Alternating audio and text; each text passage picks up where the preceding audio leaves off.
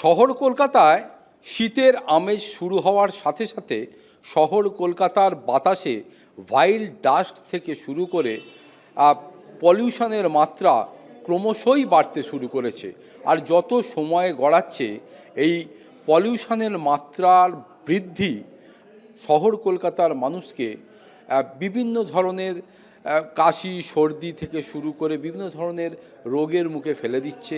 ফলে মানুষের মধ্যে একটা চিন্তা শুরু হচ্ছে। ঠিক এই পরিস্থিতির মোকাবিলায় ইতিমধ্যেই কলকাতা পুরসভার পক্ষ থেকে দিন এবং রাত জুড়ে water sprinkler, water fire cannon থেকে শুরু করে বিভিন্ন অত্যাধুনিক মিস্ট থেকে শুরু করে এই ওয়াটার স্প্রে করার মাধ্যমে যে সমস্ত ভাসমান কণা, ধুলো, বালি থেকে শুরু করে ভাইল ডাস্টগুলো ভেসে বেড়ায় এয়ারে, সেগুলোকে এই ওয়াটার মিস্ট বা এই ধরনের জল স্প্রে করার মাধ্যমে তাদেরকে পরিশুদ্ধ করা বা নামিয়ে ফেলার কাজ কিন্তু জারি রেখেছে কলকাতা পুরসভা। শুধু তাই নয়, সময় যত গড়াচ্ছে এর প্রয়োজনীয়তার কথা অনুভব করে কলকাতার মেয়র ফিরহাদ হাকিম বিদেশ থেকেও কিছু অত্যাধুনিক মানের প্রায় 30টিরও বেশি অত্যাধুনিক মিস্ট ফায়ারের গাড়ি এবং তার সাথে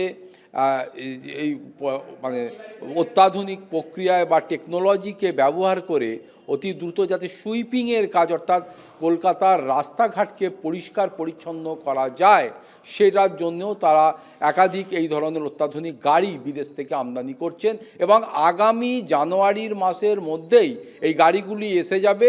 ফলে শীত পড়লেও এবং যতই ভাইল ডাস্ট বা পলিউশনের মাত্রা কলকাতায় বাড়ুক না কেন, তাকে কন্ট্রোলে রাখার জন্যে এবং শহর কলকাতার মানুষকে পরিশুদ্ধ বাতাস দেওয়ার লক্ষ্যে কলকাতা পুরসভার যে উদ্যোগ সেটা জারি থাকবে এবং এর সুফল শহর কলকাতার মানুষ পাবেন বলে এদিন পরিষ্কার করে জানিয়েছেন কলকাতার মেয়র ফিরহাদ হাকিম। কলকাতাতে পলিউশনের মাত্রা, ভাইল ডাস্টের মাত্রা বাড়ছে।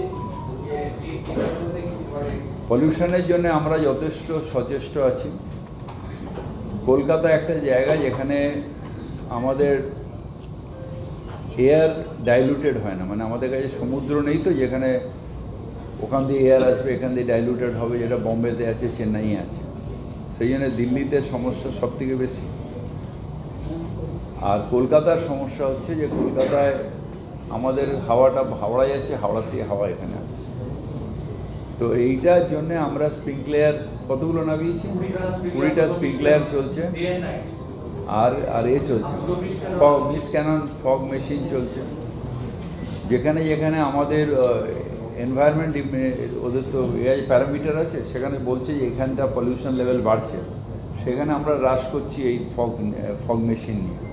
আর স্প্রিংকলারগুলো সকালবেলা গাছে টাছে সব জায়গায় দেওয়া হচ্ছে, রাত্রিরে দেওয়া হচ্ছে, যাতে আমাদের মাত্রাটা ঠিক থাকে। কিন্তু আমাদের যতক্ষণ না সিটিতে 100%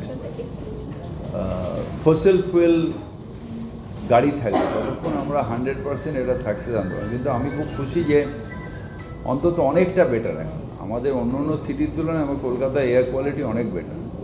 আমাদের বিল্ডিং ডিপার্টমেন্টও প্রচুর, আমি দেখছি যে রাস্তাঘাটে যে ওই বালি ফেলে দেখা রাস্তার মধ্যে, তারপরে ডাস্ট, যেগুলো ডাস্ট পলিউশন যেটা ওড়ে, সেটা অনেকটা অ্যারেস্ট করা গেছে।